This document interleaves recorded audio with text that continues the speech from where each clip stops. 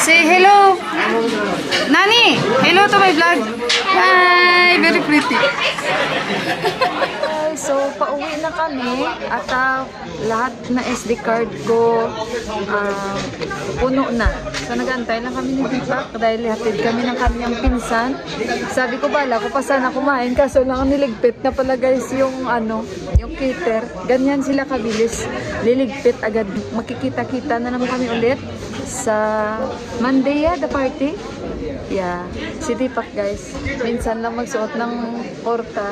Yung half nito na sleeve guys, naupo siya doon sa fish pan. Hindi niya alam, lumulutang na yung kalahati niyang damit. Pagtayuan niya, basang-basa. Hindi niya rin alam na yung team ngayon is maroon. Si Berday naka-maroon din. Halos may mga terno-terno sila guys. So yun yung team kanina, maroon. Tapos na, nakita na kami. And nakita niya na lahat sa ating vlog. At nag-aantay lang kami. Uuwi kami at magpamahinga-hinga. At ayun, masaya guys. Masaya. At least na-witness namin from the morning na ganito guys, parang ikinakasal. Yung sa tradisyon nila, sa culture nila guys. Pag ganito, na medyo maano guys, no? Pag nagbibinata na, ganyan nila i-celebrate. At saka napaka-importante ang ganitong nila, event. Especially sa buhay na nag-iisang anak na lalaki. Parang kayuhan din. Yung dream come true din ni Ama para sa apo niya. Parang ganito din, dream come true din ni Baujo. Panay yung sinasabi sa akin. So, sabi ko na rin lahat. At kita-kits na lang tayo. Nagliligpit na sila. Sa party ulit. Kita-kits na naman tayo guys.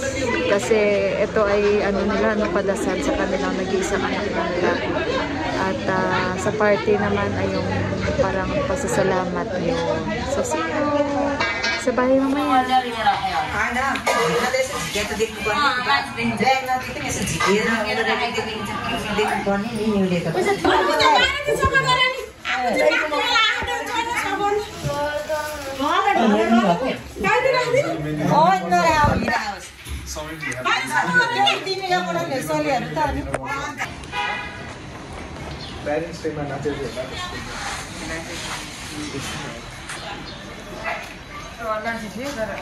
Bye-bye, Samim. Bye-bye, take care. Thank you.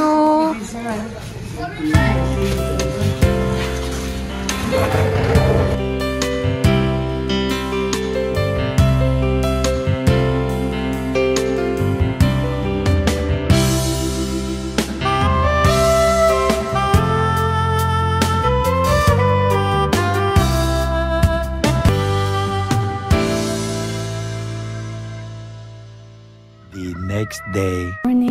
Good morning guys. Today is anong araw na ba guys? Kasi wala nang pasok so hindi ko na masyadong maalala. Kahapon, ano bang araw kahapon? Ay, tama. Kasi bukas may party. Big party na bukas no? Pamangkin ni Deepak. Merkules na bukas. So today is Tuesday. Pasensya na kayo guys. Medyo late nyo na talaga mapapanood yung mga vlogs ko. Kasi medyo naging busy tayo at pagpasensyahan nyo yung mga uploads ko hindi consistent kasi nga maraming ganap, maraming kaming ginagawa. Akala nyo naman pero hindi, kasi ito na yung season guys na kung saan ito na yung wedding seasons, ito na yung pasni. Yung pasni guys, yung rice feeding ng mga bata na mga 6 months na ganun. And yung sa mga bata na babae din, nagdadalaga. And yung sa Bartamanda na inatinan natin, yung pamangkin ni Deepak na nagbibinata na. Yung katulad sa kanila niyon ng Kinalbo. So ito na yon yung season, parang nagsabay-sabay. Parang yung sa atin din, pag June, wedding season, diba? Makalat yung aming guys, paligid kasi talagang kami, busy kami ni Deepak. At nagmamadali ba? Alam niyo na pag may party, lahat kalat. Kaya ayun. At saka by the way, si Deepak at saka si Yuhan, wala dito. Teka lang. Ay, kumukuha ako ng extension. Kasi sinacharge ko itong mobile ko. Marami akong kwento sa inyo. Magkwento muna ako sa inyo ha. Story time muna tayo. And kagagaling ko lang sa labas. So doon muna tayo. Ito yung wedding season. And yun na nga. So, may mga invitation tayo. And kahapon nakita nyo naman yung vlog natin.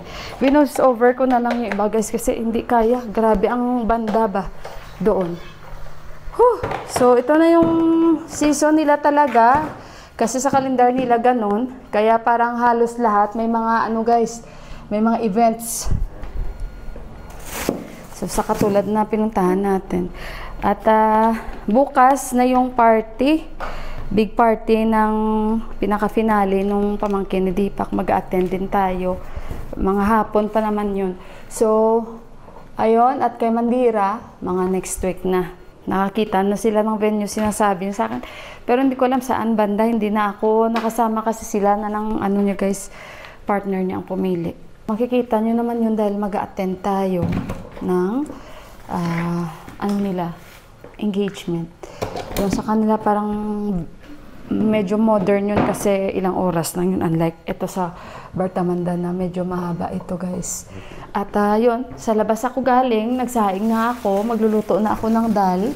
Pero pagbalik ng dalawa, dahil hindi pa yun naka-breakfast, hindi kami naka-breakfast, and maaga kami natulog, bagsak talaga kami guys. Siguro mga 9:30 tulog na ako. Si Yuan yung pinakahuli, si Yuan siguro mga 10. Kami ni Deepak, si Deepak mas maaga, 8:30 tulog na. So ayun, at nakabili ako nitong sag. Ayan, kain tayo, ito.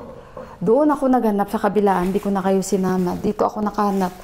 Kasi nga dito hindi maganda yung mga sag nila. Dinalawa ko na kasi yung isa, konti lang. So dalawa para hanggang gabi and bumili ako ng itlog. 6 na piraso. Wala na pala kaming itlog. May selrote pa tayo. Oh. At saka, bumili ako konting kamatis sa ngayon. Ayan oh. And, ayan. Bawang bumili tayo. Pakunti-kunti. At saka bumili ako manok. Manok. So maghimay-himay ako niyan. At pagbalik nung dalawa kakain sila. Grabe guys, parang first time ko na-experience yung videographer ako kahapon. And si Prasanbay, tinawag niya akong trolls daw ako kasi nga yung mga pictures niya na nakuha, andun yung aking mga GoPro at saka yung ginagamit ko. Tawa ko talaga kay Prasan. So, siya yung siya yung cameraman. May mga hugasin pa ako dito. Ito yung kagabi guys na hindi ko na kaya. Kaya ayun, sabi ko bukas na lang yan. Hindi pa ako nakapag-tea.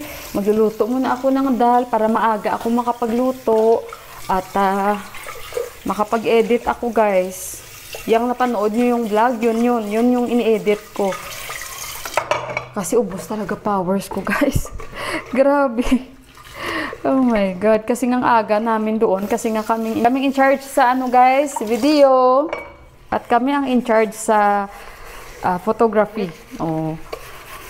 So, pero yung nakita nyo sa video guys, half na lang mga yun. Kasi hindi ko nun pwede ipakita na sa isang pagkuha ko, syempre maboboring din kayo. Hindi naman yun dapat i-apply sa vlog dahil iba naman yun. Pero kung ano yung mga nakita nyo, ganun din yun sa video na ginagawa ko.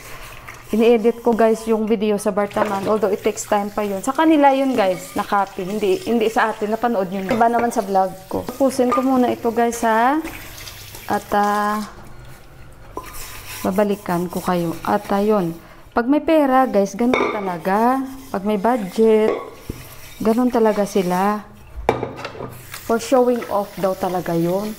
Ganun ang kanilang kumbaga sinasabi, kahit nga yung pinsan ni Deepak na yung tatay ng pinsan niya sinasabi sa amin, si Day, for showing off everything. Kasi nga, ganun naman. Eh, syempre may pera eh.